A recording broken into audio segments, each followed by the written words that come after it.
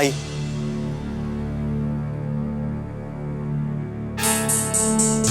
दादाजी, ये लोग आपसे मिलना चाहते हैं। मैनेजर साहब,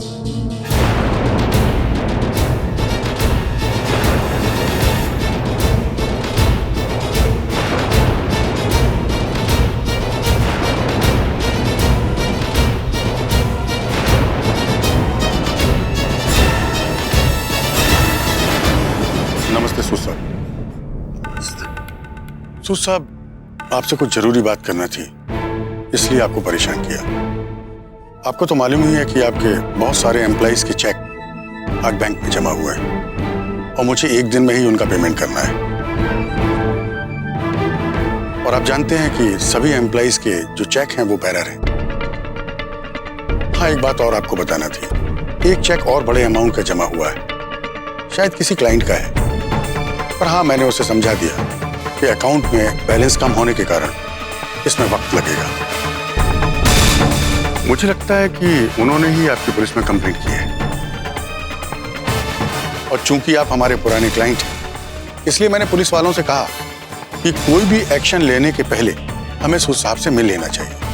और इसीलिए मजबूरी में मैं इन्हें लेके आया। और सूद साहब, ये बात मेरे कंट्रोल में नहीं थी, ये आप समझ सकते हैं।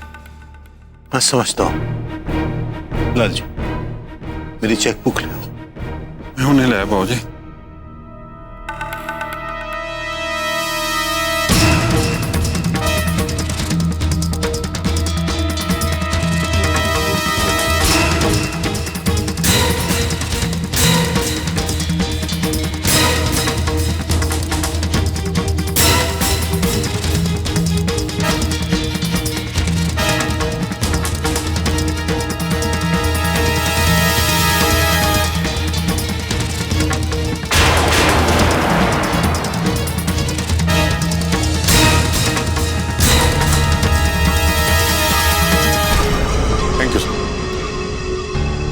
बहुत बहुत धन्यवाद मैनेजर साहब, आपने मेरे और मेरी कंपनी के लिए जो किया उसके लिए। आपका ये एहसान कभी नहीं भूलूंगा। नहीं नहीं सूद साहब, मैं आपकी बहुत इज्जत करता हूँ और मुझे मालूम है कि यहाँ के लोगों के लिए आपने क्या नहीं किया। मेरे पिताजी हर समय आपकी तारीफें करते रहते हैं। और कृपया शुक्रिया कह के मुझे शर्मिंदा ना करें। अच्छा, मैं चलता हूँ।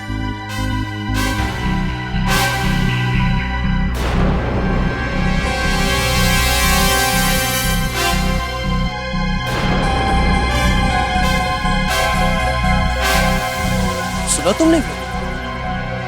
तुमने सुना उस मैनेजर ने क्या कहा दादा साहब से?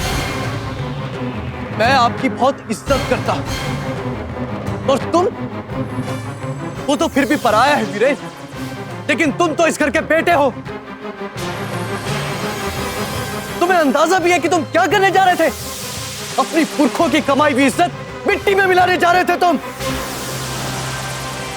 ये बदला ले रहे हो ना तुम? इतना गिर गए, इस हद तक चले गए? तुम मुझसे नाराज हो ना?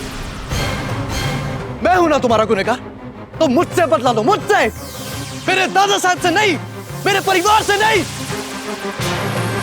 अगर आज वो मैनेजर नहीं होता ना वीरेन, तो दादा साहब को जेल भी हो सकती थी। इस बात का अंदाजा भी है तुम्हें, या फिर तुम यही चाहते थे?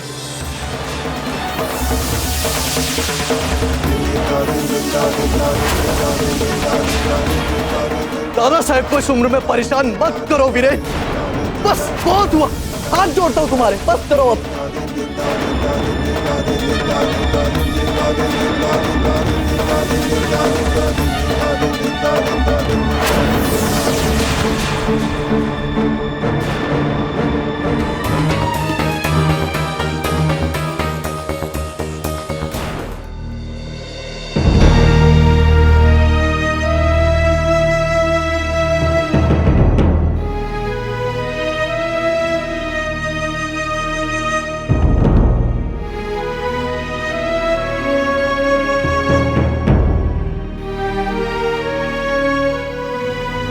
दादाजी, आज जो कुछ भी हुआ उसमें मेरी भी गलती थी।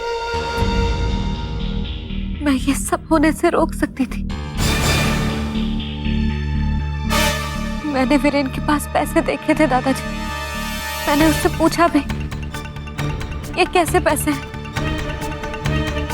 मुझे लग रहा था कुछ तो गड़बड़ है। उसी वक्त मुझे किसी को बता देना चाहिए था। मैं डर कर चुप रही। मुझे लगा कि कहीं मेरे कहने से वीरेन भड़क न जाए और कुछ कर ना बैठे। मेरी कुछ समझ में नहीं आ रहा था और तब तक ये सब। फिर भी वो ऐसा ही करता। तुम बता भी देती तो वो कोई और रास्ता ढूंढ निकालता। लेकिन एक गलती है जो तुम जरूर कर रही हो, वो ये कि तुमने वीरन को सुधारने की ठान ली। ये गलती बहुत बड़ी है तुम्हारी, क्योंकि वीरन कभी नहीं सुधरेगा। आज उसने पैसों का नुकसान किया है, कल वो क्या करेगा वो तुम भी नहीं जानती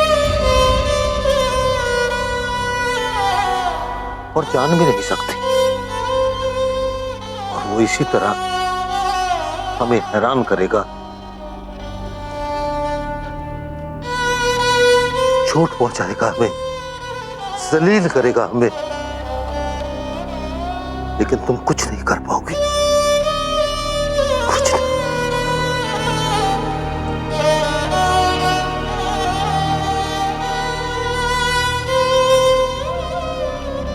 ये सिर्फ तुम्हारी जिद है बेटा।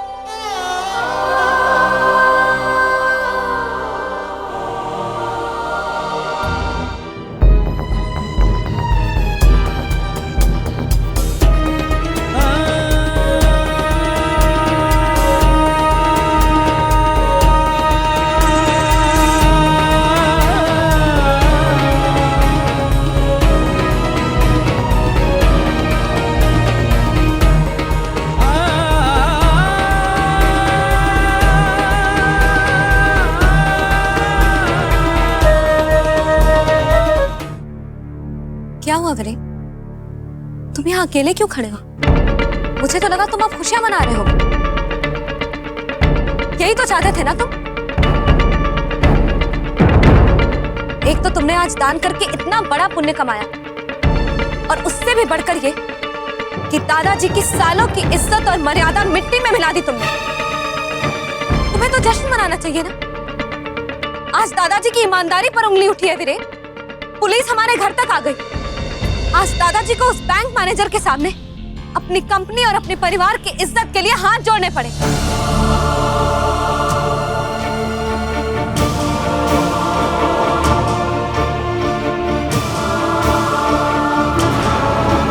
ये सब देखकर तुम्हारे दिल को बहुत सुकून मिला होगा, है ना? बस एक लफ्ज और, मैं तुम्हारे मुंह से एक लफ्ज नहीं सुनना चाहता। अरे तुम्हें हक क्या है मेरे और मेरे परिवार के बीच में आने का? तुम हो कौन? मैं इस घर की बहू हूं वीरेन, और इस घर की बहू होने के नाते मेरा हक बनता है हर उस इंसान को रोकने का जो मेरे परिवार को चोट पहुंचाने की कोशिश कर रहा है, चाहे वो इस घर का बेटा ही क्यों ना हो।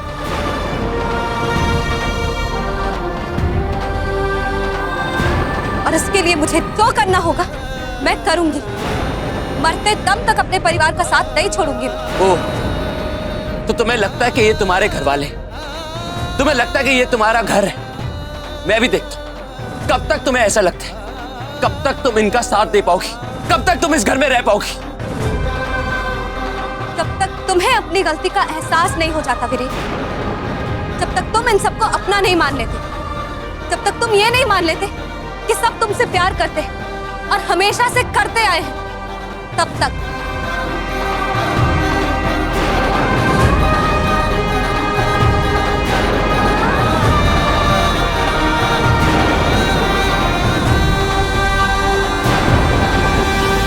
क्या? लेकिन कब? कैसे? वीरेन ने ये सब कुछ किया? हाँ माँ, दादाजी के कमरे में एक ब्रीफकेस था। हाँ। उसी में पैसे रखे थे जो वीरेन ने चुरा लिए। और नवेदिता कहाँ थी? पता नहीं, शायद अपने कमरे में। तब तो चाचा जी बड़ा गुस्सा हुए होंगे, डांटा होगा उसे। नहीं, लेकिन वीरेन पर बहुत गुस्सा थे। हेमलता, हाँ मैं बात करती हूँ। तुम फिर से शुरू हो गई ना? जी नहीं, मैं तो पता कर रही थी दिव्या से कि मैंने सुन लिया सब हेमलता कि तुम क्या पता कर रही थी। फोन रखो तुम, मैं बताता हूँ कि असल में हुआ क्या है। रखो फोन।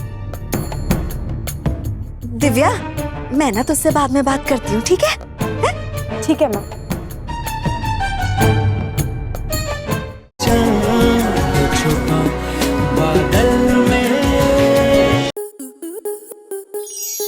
आपके मनोरंजन पर अब नहीं लगेगा कोई ब्रेक। स्टार प्लस के बेहतरीन शोज देखने के लिए लाइक, शेयर और सब्सक्राइब करें स्टार प्लस यूट्यूब पेज को।